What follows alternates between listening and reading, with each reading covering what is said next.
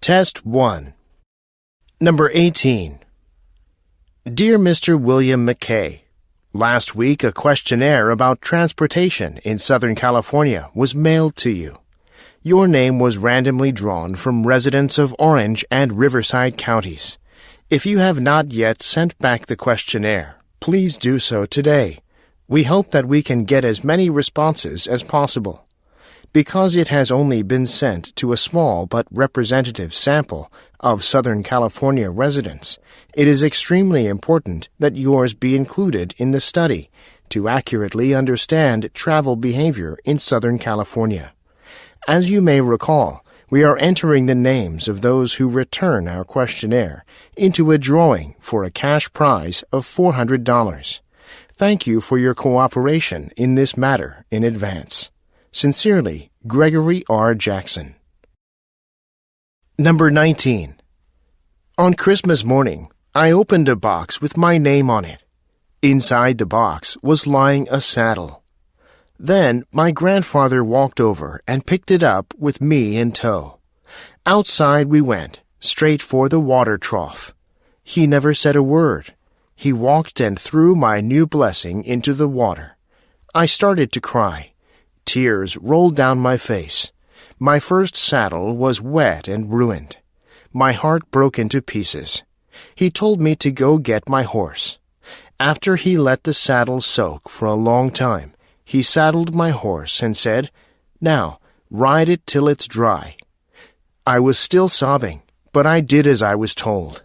That saddle molded to my shape and was the most comfortable saddle I ever rode in. The power of my grandfather's wisdom changed one little boy's perception of blessings. Now I wear a shirt that reads, "Old Guys Rule." Number 20. If you have ever moved your office or home, you realize how much stuff you really have. It is estimated that we use 20% of what we possess only 80% of the time. So why do we keep it all? You guessed it, because we think we might need it. As with other important things, letting go of information can be difficult because we are not sure of its value in the future. Thus, our tendency is to keep it all. But saving every scrap of information that comes our way makes it difficult to access the information we really do need. Who has time to sort through everything to find a particular piece of needed information? Thus, one of the first principles to organization is consolidating our information and data to weed out the stuff we don't need and group the data we do want to keep. Number 21. Not every home run swing is perfect, and not every home run clears the fence. Inside the park home runs happen when a batter hits one far enough into the outfield that he can get all the way around the bases before the fielders get the ball back home. The effect on the score is the same as when the ball leaves the park, but the hitter has no time to smoothly cruise home or take in the moment. He has to streak around the bases, running as fast as he can to beat the throw. You don't reach every milestone in your life exactly the way you planned. Sometimes the guidance and advice you get isn't perfect. The people along the way haven't been loving and selfless. The swing doesn't come together the way it should, and you're not able to clear the fence and smoothly cruise home. To get where you want to go, you may have to run much harder, making your own path and teaching yourself. But when you hit your inside-the-park home run, you can be very proud that you overcame the hardships on your way and scored despite them. Number 22. Self-learning draws a lot from self-discipline because you are learning concepts or skills on your terms. There is a need for you to be particular with the way you spend your learning process time.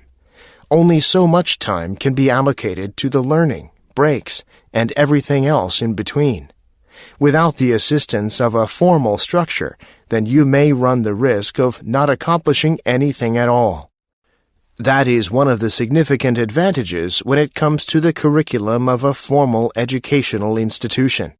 They have milestones for the syllabi that measure the progress of learning, and there are particular time constraints. The thing with self-learning is that you have the freedom to rearrange the time allotted for skill attainment, and you have the freedom to set up your own milestones. Provided they are reasonable and do not allow for massive procrastination, the self-set standards should work for your benefit. Number 23. As mobile communication platforms such as smartphones become more standard, important information that is available in face-to-face F2F communication through facial expression and body language is absent. This change could have an effect on the connectedness of groups and contribute to misunderstanding in communications. Consequently, research on emoticons has largely been dedicated to determining whether emoticons can provide the necessary socio-emotional context required for meaningful communication. In general, some researchers have found that emoticons are useful to this end. These simple icons convey social and emotional cues that are otherwise not available in electronic communications. In F2F communication, these cues are critical for proper interpretation of the message, understanding intent, perceiving emotion, and a number of other reasons. Before emoticons were used, this information was largely lost in electronic communications. After the advent of emoticons, communicators could include emotional and non-verbal-like information to fill this gap. Emoticons can lighten the mood, add sarcasm, express annoyance, and provide a range of expressions to textual communications. Number 24. Self-control has been an important factor in Western civilization. In his recent economic history, Clark contended that it played a decisive role in the Industrial Revolution and the economic and cultural ascendancy of Western civilization.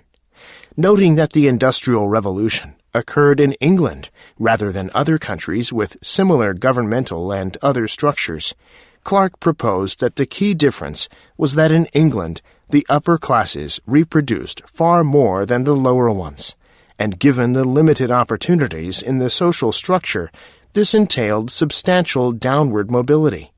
As a result, the lower classes gradually filled up with people who had the genetic and environmental benefits of the upper classes, including self-control. This created the potential for a working class that could be relied on to be punctual, diligent, and effective at the factory work required for the Industrial Revolution. Something Clark notes that many Third World countries have been still unable to achieve centuries after the British showed the way. Number 25.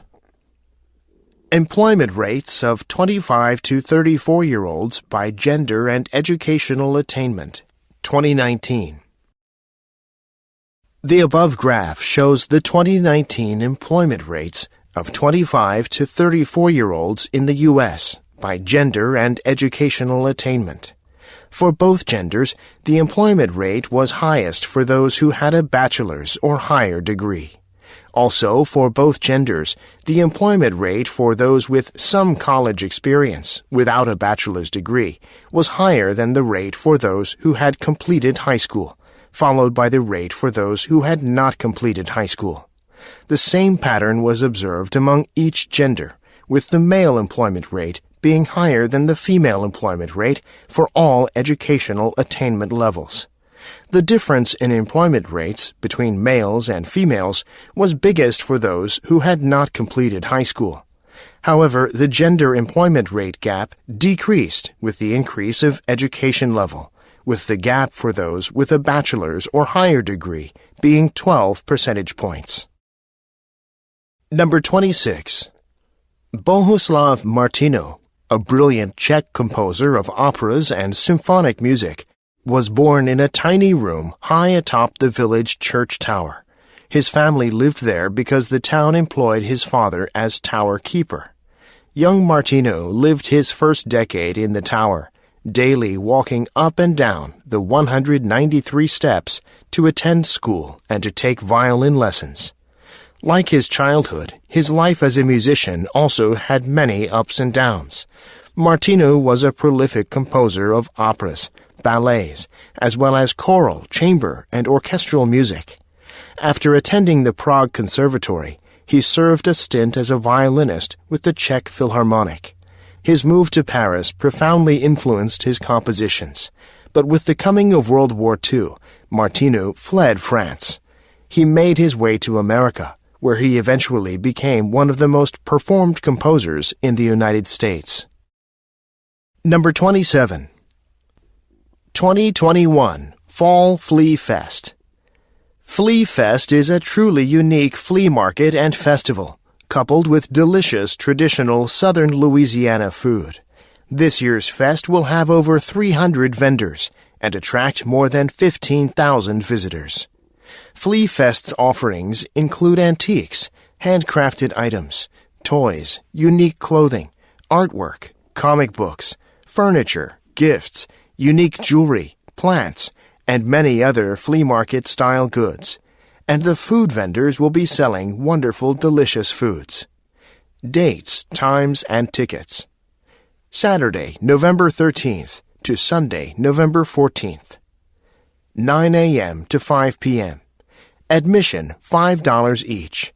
Kids 12 and under free. Tickets will be available exclusively at the event gates. Ticket sales are cash only. Parking information. Regular parking, free. VIP parking, $2 per vehicle. Admission is separate.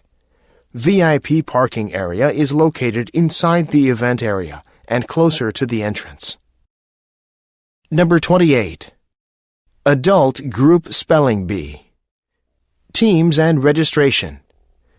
Each team must have a minimum of 3 and a maximum of 5 players. All players must be adults, 18 years and older. All teams must register and pay their entry fee, $100 per team, prior to competing. Competition format. The MC says a word out loud, gives its definition, and uses in a sentence, and then says the word out loud again. Preliminary rounds. Each team is allowed 30 seconds in which they can spell and write a word on their board. Each round is over when all the teams had an opportunity to spell a word. Rounds continue until 2 teams are left. Eliminated teams may throw their vocal support behind another team. Final round. To determine the winner, 5 words are given. The teams are given 2 minutes in which they can write the words on a piece of paper. The team with the most correct answers wins. Number 29. Partly in response to Freud's ideas, Jean Piaget suggested that children up to the age of about 7 years remain locked within a self-centered view of the world, which he called cognitive egocentrism. This can be seen as midway between Freudian infantile autism and the fully socialized awareness that adults possess. Despite being able to talk, infants fail to realize that other people may perceive and know different things from themselves. This means that the child does not understand itself properly as a thinking being, since it has not realized that its own thoughts, perceptions, knowledge, and memories are dependent on its own particular experience and perspective. Only when children realize that other people can have systematically different experiences and perspectives from their own are they able to take a perspective on their own thoughts and, one might say, know about their own minds. Number 30. There are many factors that influence consumer and producer decisions. Take the example of a local newspaper, on sale every day in a particular city. On the occasion of a major news story, perhaps the success of the local football team, there might be a rush in demand, and the newspaper sells out, leaving many dissatisfied customers. How is the market likely to respond to this disequilibrium situation where demand exceeds supply at the ruling market price. In this example, we can predict that on the following day, assuming continuing interest in the story, local shops and stallholders will order more newspapers to meet anticipated demand, and the printers will run off more copies. It is also possible that, to avoid disappointment, some consumers will leave the market, perhaps following the story on local TV and radio, rather than risk unfulfilled demand a second time. In these circumstances, if suppliers have guessed correctly, the quantity of newspapers will adjust to secure the necessary equilibrium between demand and supply. Sales increase. All consumers are satisfied. The newspaper price remains unchanged. Number 31. Reading and writing are solitary activities, and yet there is a social component that comes into play when we tell someone else about what we have read. An additional pleasure of reading is that you can urge and sometimes even persuade people you know and care about, and even people you don't know, to read the book you've just finished and admired, and that you think they would like too. We can talk about books to our friends, our colleagues, our students. We can form and enjoy communities that we wouldn't have otherwise had. Read Proust, and you have something in common with other readers of Proust. Not only the thrill of experiencing a marvelous and complex work of art, but the fact that you and those others now have, as your mutual acquaintances, his enormous cast of characters. You can gossip about people you know in common. Can you believe what happens to the Baron de Charlus by the end of the novel? Number 32. The satisfaction of private preferences, whatever their content and origins, does not respond to a persuasive conception of autonomy or freedom. Many preferences are a result of social norms and conditions that make them far from autonomous. The notion of autonomy should refer instead to decisions reached with a full and vivid awareness of available opportunities, with reference to relevant information, and without illegitimate or excessive constraints on the process of preference formation. When these conditions are not met, decisions should be described as unfree or non-autonomous. For this reason, it is most difficult to identify autonomy with preference satisfaction. If preferences are a product of available information, existing consumption patterns, social norms or pressures, and governmental rules, it seems odd to suggest that individual freedom lies exclusively, or by definition, in preference satisfaction, or that current preferences should, on grounds of autonomy, be treated as the basis for settling political issues. It seems even odder to suggest that all preferences should be treated equally, independently of their basis and consequences, or of the reasons offered in their support. Number 33. St. Thomas Aquinas teaches that the human being's cognitive abilities are not merely bodily. He argues that in order for us to know a thing, we must recognize the category of things to which it belongs, and be able to differentiate it from other things. For instance, when you see a particular animal, you recognize that it belongs to the cat species, and you grasp how it's distinct from other animals. Categories are non-physical. You can't see, hear, or touch a category. Since categories are immaterial, anyone who comes to know a thing knows something immaterial. But only an immaterial substance can acquire knowledge of immaterial things. When we acquire knowledge, we gain something that can't be heard, weighed, or seen. Acquiring knowledge is not a bodily act, like acquiring breath or food. Once air and food are taken into our bodies, they are changed. But when we know a thing, we aren't changing it. The human soul, which knows things in a non-physical way, is a non-physical or immaterial substance. Number 34. Modernist art often assaults the concept of genre. A genre is a kind of contract between the artist and the consumer, an agreement that certain means will be employed in the pursuit of specific aesthetic pleasures. But in the 20th century, this contract may have disconcertingly open terms. For instance, the score to Igor Stravinsky's Renard identifies its genre as burlesque, a contract that may indicate the kind of pleasure the audience may expect, but that specifies little about the dramatic or musical form, the manner of staging, if any, or the sorts of performers.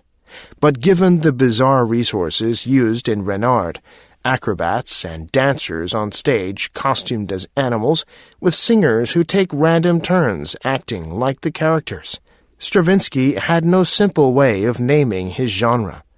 According to Jean Cocteau, the only command that Sergei Diaghilev, the impresario of the Ballet Russe, one of the central engines of the modernist movement, gave him was, "Astound me."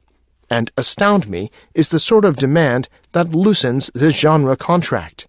An audience that wishes astonishment can't ask for any sort of expected delight, only for something completely different. Number 35. Use of animals in research is sometimes opposed because animal models do not always identically mimic humans. As models, animals may provide additional insights into pathophysiology or disease, but they can also lead research astray. Opponents of animal research argue that each species has subtle but significant differences that cannot be predicted or fully understood to extrapolate to humans. Ongoing research using animals has led to the development of a number of vaccines and drugs beneficial to human medicine. For example, in a study looking at compounds that reduced ischemic stroke in rodents, none of the compounds were efficacious in human trials. The lack of efficacy was potentially due to the difference between natural strokes that develop over time in humans versus the experimentally induced strokes produced in the rodents over a period of weeks. Number 36. Water, energy, and civilization go hand in hand. The various multi-century Chinese empires survived as long as they did, in part by controlling floods in the Yellow River. This political and imperial power is captured in the word ji, which has simultaneous meanings to rule and to regulate water. In fact, an article by The Economist in 2009 noted that the Chinese word for politics, zhengji, includes a character that looks like 3 drops of water next to a platform or dike. Politics and water control, the Chinese character implies, are intimately linked. Indeed, water and politics go hand in hand for many societies and cultures, not only the Chinese. In the social sciences, there's a hydraulic theory of civilization, in which water is the unifying context and justification for many large-scale civilizations, and we can see it playing out in a variety of contexts throughout history. One interpretation of this idea is that the justification for forming large cities in the first place is to manage water, and that large water projects enabled the rise of megacities. Cities and water projects go together. Number 37. Once they leave their mother, primates have to keep on making decisions about whether new foods they encounter are safe and worth collecting. Using themselves as guinea pigs is one option, but social primates have found a better way. Kenneth Glander calls it sampling. When howler monkeys move into a new habitat, one member of the troop will go to a tree, eat a few leaves, then wait a day. If the plant harbors a particularly strong toxin, the sampler's system will try to break it down, usually making the monkey sick in the process. "I've seen this happen," says Glander. The other members of the troop are watching with great interest. If the animal gets sick, no other animal will go into that tree. There's a cue being given, a social cue. By the same token, if the sampler feels fine, it will re-enter the tree in a few days, eat a little more, then wait again. building up to a large dose slowly. Finally, if the monkey remains healthy, the other members figure this is okay, and they adopt the new food. Number 38. Emotions are generally the result of the appraisal of events. Dependent on the outcome of appraisal, a coordinated set of responses involving behavioral and physiological systems is triggered. Thus, emotions trigger specific action tendencies and the necessary physiological support, facilitating overt action. A well-known example of this process is the fight-flight reaction, involving increased heart rate and blood pressure, expansion of the bronchi, and increased blood flow to the muscles, preparing the body for action. Conversely, depressed affect and grief are characterized by a quite different physiological reaction pattern aimed at the conservation of energy. This is expressed in a passive reaction, often accompanied with a reduced muscle tone, with the head directed downward. This passive condition may be adaptive because it saves energy, and it may act as a signal to indicate that the person is in need of emotional or instrumental support from others. Number 39. When does a competitive response to conflict make sense? Some situations, such as elections or sporting events, are inherently structured as competitions and call for competitors. However, many organizations inject competition into the workplace in ways that result in unintended negative consequences. For example, an internal sales competition may result in attempts to steal clients from other team members rather than from other firms, or to sabotage the efforts of team members in order to win.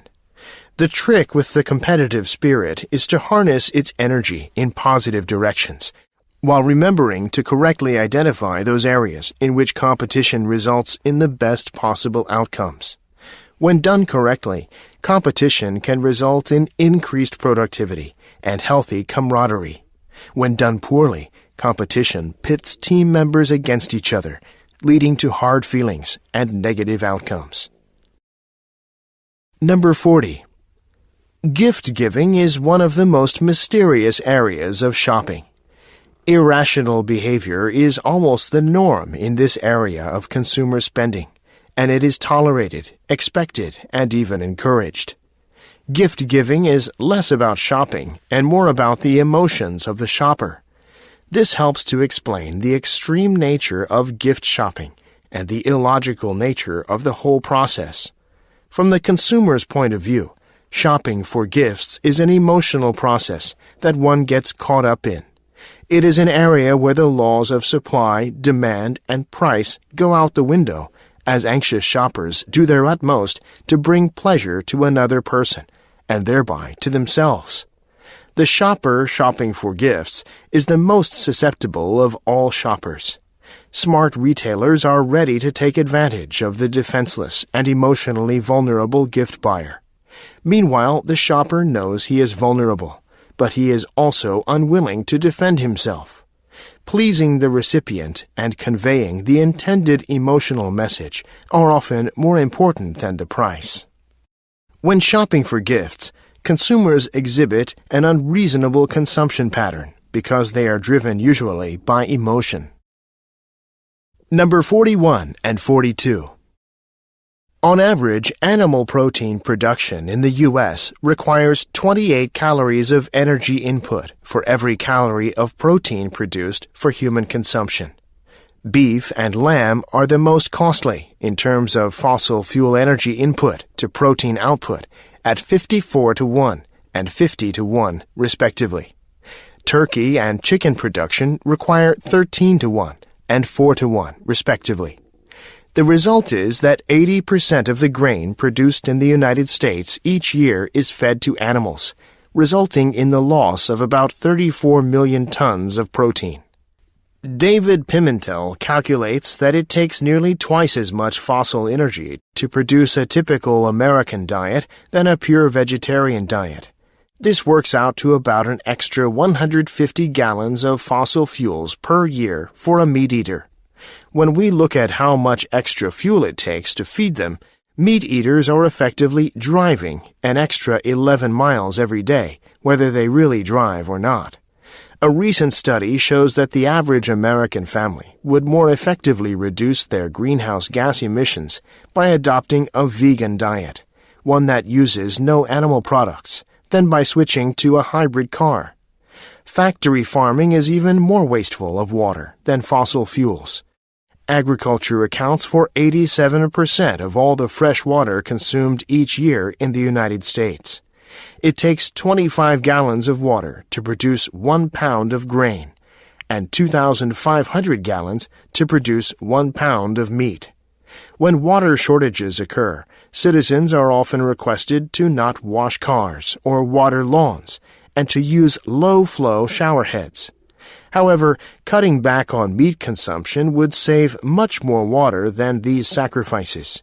10 pounds of steak equals the water consumption of the average household for a year. Number 43 through 45. Recently, Carl, one of my colleagues, had to meet a new manager named Martin, a man taking over the role from his old manager, Ted, whom Carl had worked with for several years. Carl had always got on very well with Ted. Ted was a rather dry and elderly gentleman with not much of a sense of humor, but my colleague and he saw eye to eye and worked well together. The new appointee was very different. Apart from a keen sense of fun, he brought an intellectual mind to his work. He was younger and more creative and innovative. Despite two very different personalities, Carl managed to interact well with both men. He carefully nurtured both relationships. He did not pretend to be anyone other than himself, but did take care which aspects of his personality were on show at any one time. With Martin, the younger man, he was more jolly and fun to be with. They shared a lot of laughs and bounced many workable, creative ideas off one another. Meanwhile, Carl admired Ted, the older man, for his careful and dedicated approach to the job. He was slow and invariably took the traditional path, but in his slightly pedantic way managed to run an extremely efficient department. One day the inevitable took place. Martin suggested that the three meet together to discuss the year ahead. Carl's heart sank. This would be the first time he had met both men together. The thought of being a pig in the middle of these two was daunting.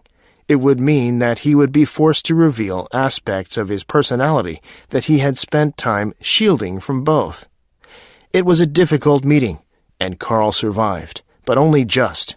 The problem lay in the fact that the two relationships had flourished apart. If Carl had worked jointly with both men, I expect his behavior would have been more even and appealing to both personalities. There is no such thing as a right or wrong personality. Whatever our personality, it will work both for and against us, and is interdependent on the personalities of others.